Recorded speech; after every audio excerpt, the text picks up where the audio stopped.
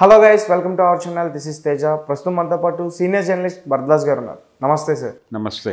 So రీసెంట్గా మనం చూసాం ప్రశాంత్ కిషోర్ గారికి అలాగే జగన్మోహన్ రెడ్డి గారికి ఒక వైరం వచ్చినట్టుంది.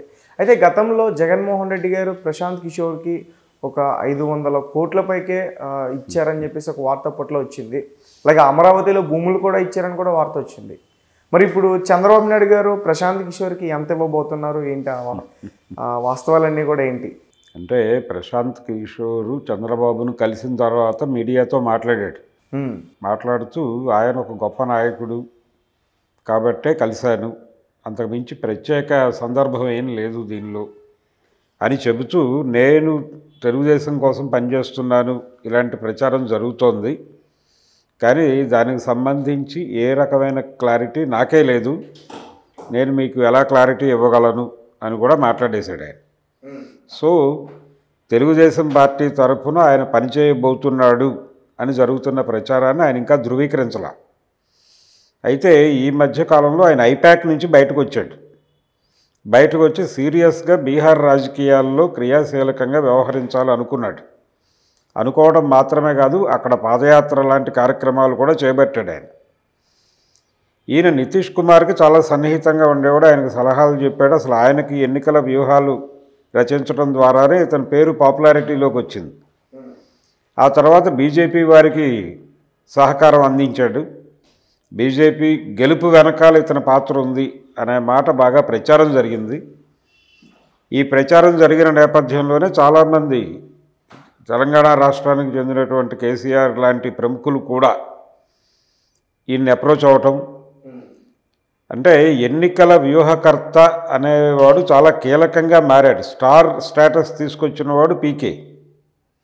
ప్రశాంత్ కిషోర్ అనేవాడు ఈ రోజున ఎందుకు అంత చర్చ జరుగుతోంది, అతను వచ్చి చంద్రబాబును కలవగానే ఇమ్మీడియట్గా ఏపీకి చెందినటువంటి వైఎస్ఆర్సీపీ మంత్రులు అంబటి రాంబాబు లాంటి వాళ్ళు ఎందుకు ఓపెన్గా అంత ఇదిగా మాట్లాడారు, అసలు ఎన్నికల వ్యూహకర్తలు ఏం చేస్తారు అంటే, వీళ్ళు పబ్లిక్ పల్స్ తెలుసుకుంటూ ఎప్పటికప్పుడు పార్టీలని అలర్ట్ చేస్తారు. ఏ పార్టీ తరఫున అయితే వాళ్ళు పనిచేస్తారో పబ్లిక్ మూడ్ ఇలా ఉంది, మీ కదలికలు ఇలా ఉండాలి అనేది ఒకటి చెప్తారు.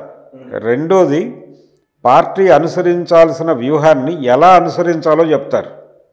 ఇప్పుడు ఉదాహరణకి జగన్మోహన్ రెడ్డి గారు అభ్యర్థుల్ని మార్చాలి అనుకున్నాడు. మార్చాలి అనుకున్నప్పుడు ఐపాక్ నుంచే ఒక సలహా వెళ్ళింది ఆయనకి. ఆ సలహా ఏంటంటే, ఆ సలహా ఇచ్చిన మనిషి కూడా పీకే ఫ్రెండే. పీకే ద్వారా ఐపాక్లోకి వచ్చిన వ్యక్తే ఇప్పుడు దాని బాధ్యతలు చూస్తున్నాడు ఆయన. ఆయనే జగన్మోహన్ రెడ్డికి ఇచ్చిన సలహా ఏంటంటే, అయ్యా మీరు ఇక్కడి నుంచి ఒక అభ్యర్థిని కదిలించాలి అనుకుంటే అతన్ని ఎక్కడికి కదిలిస్తున్నారో ఆ కదిలించినటువంటి ప్రదేశంలో ఆ సీట్ ఆశిస్తున్నటువంటి వ్యక్తి ఒక ఆయన ఉంటాడు, ఆయనకి మీరు అక్కడ ఇవ్వట్లేదు, అతని ప్లేస్లోకి ఇతన్ని తీసుకెళ్ళి పెడుతున్నారు. కాబట్టి అతను ఇతన్ని ఆహ్వానిస్తున్నట్టుగా అక్కడ ఫ్లెక్సీలు పెట్టించండి. పెట్టిస్తే జనాల్లో కన్ఫ్యూజన్ ఉండదు, వీళ్ళిద్దరి మధ్య ఏదో గొడవ ఉందని జనం అనుకోరు. డిస్ప్యూట్ అనేది జనంలోకి వెళ్తే ఇబ్బందికరంగా మారుతుంది. అందుకని వాళ్ళతో వీళ్ళకి స్వాగతం పలికించండి, వాళ్ళతోనే వీళ్ళని జనంలోకి తీసుకెళ్ళమని చెప్పండి, తర్వాత మీరు వెళ్ళి ప్రచారం చేయండి. అప్పుడు పబ్లిక్ సేఫ్గా అలా మీ ఓటర్లు చెదరకుండా ట్రావెల్ అవుతారు, కొత్త ఓటర్లు యాడ్ అవుతారు.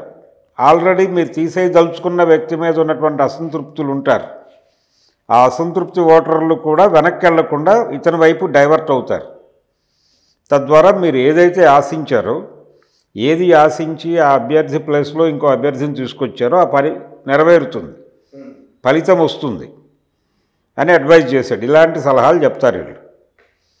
అంటే అధినేతలు తీసుకునేటువంటి నిర్ణయాలను ఎలా ఇంప్లిమెంట్ చేయాలో చెప్తారు, స్మూత్గా ఎలా వెళ్ళాలి అనే దానికి సంబంధించి సలహాలు ఇవ్వడంతో పాటు ఏ హామీలు ఇస్తే బాగుంటుంది, పబ్లిక్ పల్స్ ఏమిటి, పబ్లిక్ ఏమనుకుంటున్నారు, ప్రభుత్వాలు ఎలా రియాక్ట్ అయితే బాగుంటుంది, పాజిటివ్గా జనాలు అటువైపు స్పందించాలంటే, ప్రభుత్వాలకు అనుకూలంగా ప్రజలు స్పందించాలంటే ఏం చేయాల్సి ఉంటుంది, ఏవి కోరుకుంటున్నారు జనాలు, దీనికి సంబంధించి నిరంతరంగా ప్రభుత్వ కార్యక్రమాల మీద ప్రజల్లో వస్తున్న స్పందనలని, అలాగే వ్యతిరేకతల్ని, వీటన్నిటినీ ఎప్పటికప్పుడు క్యాలిక్యులేట్ చేసి, అయ్యా మీరు తీసుకున్న నిర్ణయానికి సంబంధించి ఈ శాతం వ్యతిరేకత ఉంది, ఈ శాతం అనుకూలత ఉంది, కాబట్టి దీనిలో ఈ మార్పు కోరుకుంటున్నారు ప్రజలు, అది చెయ్యండి, అది చేస్తే ఈ వ్యతిరేకత పోతుంది. ఇలాంటి సలహాలు చెప్పడం కోసమే వీళ్ళు డబ్బులు తీసుకుంటారు ఎవరితో ఉన్నప్పటికీ. వీళ్ళని పొలిటికల్ స్ట్రాటజిస్టులు అంటారు. గతంలో లేదు ఈ గోల. ఐపాక్ కంటే ముందు నుంచి కొంతమంది రిటైర్డ్ పొలిటీషియన్స్ వెళ్ళి సలహాలు చెప్పేవాళ్ళు. ప్రతి పార్టీకి ఒక కోటరీ ఉండేది, ఒక సలహాదారులు ఉండేవాళ్ళు. ఇప్పుడు ఎన్టీ రామారావు గారు తెలుగుదేశం పార్టీ పెట్టినప్పుడు ఆయన వెనకాల పీకేలు వీళ్ళెవరు లేరు, కానీ ఆయనకు కూడా ఒక కోటరీ ఉండేది. వాళ్ళు ఆయన్ని గైడ్ చేసేవాళ్ళు. ఈ మాట అంటే బాగుంటుందండి, జనాల్లో స్పందన వస్తుంది అంటే దాన్ని ఆయన విచక్షణతో ఆయన ఆలోచించుకుని ఒక నిర్ణయం చెప్పేవాడు. ఎలా ఉంటుందంటే ఇది, ఆయన అకాడమీలు ఉండేవి ఆ రోజుల్లో, సాహిత్య అకాడమీ, సంగీత అకాడమీ, ఇలాగ. ఈ అకాడమీల తీరుతెన్నుల మీద ఏకసభ్య కమిషన్ వేసి ఒకసారి స్టడీ చేయండి అని చెప్పాడు. ఓ పెద్ద మనిషి, నార్ల వెంకటేశ్వరరావు అనే ఒక పెద్ద మనిషిని నియోగించి, ఆయన ఇక్కడ చాలా దారుణాలు జరుగుతున్నాయి, వీటిని సంస్కరించాల్సిన అవసరం ఉంది అని చెప్పి నివేదిక ఇచ్చాడు. అవి మంచివే, అవి చెడ్డవనలా ఆయన. ఇవి మంచివే అనే మాట కూడా అనలా బలంగా. ఇక్కడ కొన్ని దారుణాలు జరుగుతున్నాయి, వీటిని సంస్కరించాల్సిన అవసరం ఉంది అన్నాడు అని ఇచ్చాడు నివేదిక. రామారావు గారికి ఎలా అర్థమైంది ఆ నివేదిక? ఇక్కడ చాలా దుర్మార్గాలు జరుగుతున్నాయి, ఇవి తీసేస్తే బెటరు అని ఆయన చెప్పినట్టుగా అర్థమైంది దీనికి. కానీ అది కాదు ఆయన చెప్పింది. ఆయన ఇచ్చిన నివేదికలో చాలా క్లియర్గా సంస్కరించవలసి ఉన్నది అన్నాడు. ఈయనేం చేశాడు, మర్నాడు ఇమ్మీడియట్గా ప్రెస్ మీట్ పెట్టి అకాడమీల రద్దు అన్నాడు. దాని నెగిటివ్ ఇంపాక్ట్ జనంలోకి వెళ్ళిపోయింది. వెంటనే కవులు, కళాకారులు అందరూ ఈ సంగీత, సాహిత్య, నాటక అకాడమీల మీద ఆధారపడి జీవిస్తున్నటువంటి జీవితాలన్నీ రోడ్డున పడ్డాయి. వాళ్ళందరూ వీధిని పడ్డారు. వీధిలోకి వచ్చి ఎన్టీ రామారావు మీద తీవ్ర స్థాయిలో విరుచుకుపడ్డారు. అలాగే ఆస్థాన పదవులు ఉండేవి, ఆస్థాన గాయకుడు, ఆస్థాన కవి, ఇలాంటివి కూడా తీసాడు ఒకటే సింగిల్ కలం పోటుతో. బాలమురళీకృష్ణ లాంటి గాయకుడు అప్పుడు ఆస్థాన గాయకుడిగా ఉన్నాడు, దాశరథి గారు ఆస్థాన కవిగా ఉన్నాడు. బాలమురళీకృష్ణ గారు ఎన్టీ రామారావు సీఎంగా ఉన్నంతకాలం ఆంధ్రప్రదేశ్లో కాలు పెట్టను అని ప్రకటించాడు. ఆ లెవెల్ వ్యతిరేకత వచ్చేసింది. నార్ల వెంకటేశ్వరరావు గారు కంగారు పడ్డాడు, నేను రాసింది అది కాదు కదా, నేను చెప్పింది ఒకటే, ఆయన చేసింది ఒకటే అని. అప్పుడు మళ్ళీ ఎన్టీ రామారావు నలుగురిని కూర్చోబెట్టి, అయ్యా ఇది నేను తొందరపడిన మాట వాస్తవమే,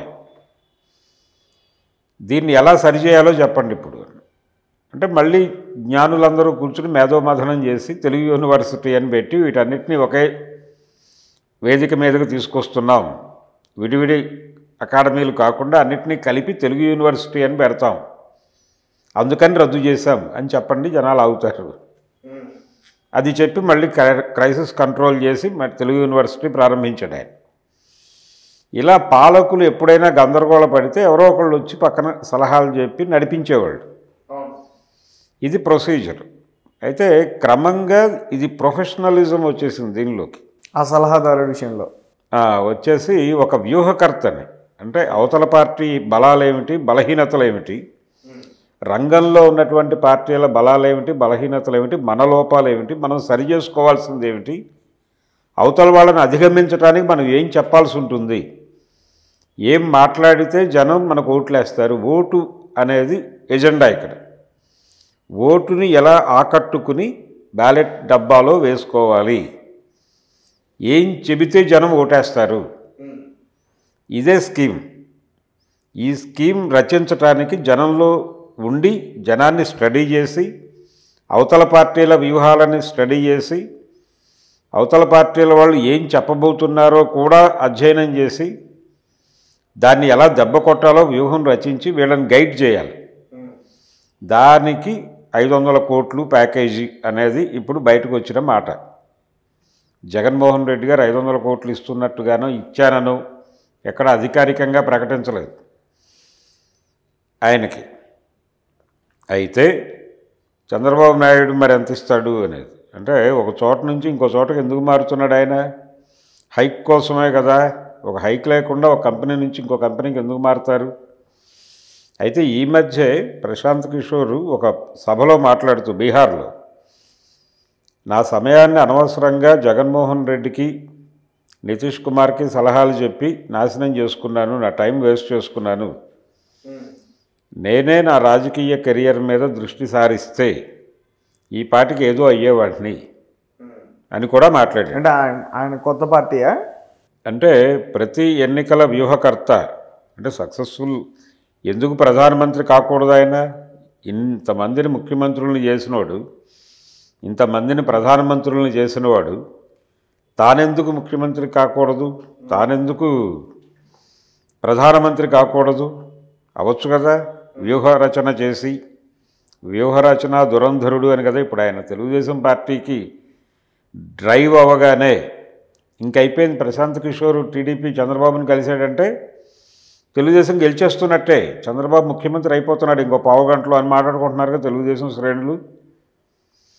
అయిపోయింది, పీకే వచ్చేసాడు, ఇంకా పీకేయటమే జగన్మోహన్ రెడ్డిని అని ప్రాస డైలాగులు కూడా చెప్తున్నారు తెలుగుదేశం. కానీ వైఎస్ఆర్సీపీ నుంచి కూడా ఒక నాయకుడు ఒక మాట అన్నారు, ఇద్దరు పీకెన్లు పెట్టుకున్నా, అంటే ఒకటి ప్రశాంత్ కిషోర్ ఇంకోటి పవన్ కళ్యాణ్, ఇద్దరం పీకెన్లు పెట్టుకున్నా చంద్రబాబు నాయుడు గారు ఏం పీకలేరని చెప్పేసి అన్నారు ఒక మాట. అవును, అంటే ప్రాసలు వచ్చేసినాయి. అంటే జనాల్ని అట్రాక్ట్ చేయడానికి ప్రాస ఉపయోగపడుతుంది అన్న పద్ధతిలో పీకే ప్లస్ పీకే అంటే 2 ప్లస్లు కలిస్తే ఒక మైనస్ అయిపోతుంది అన్నట్టు 2 పీకేలు ఒకే చోట ఉంటే మైనస్ అవుతుంది కదా చంద్రబాబు నాయుడుకి అని సిద్ధాంతం చెప్తున్నారు. ఇది ఒక ధోరణి.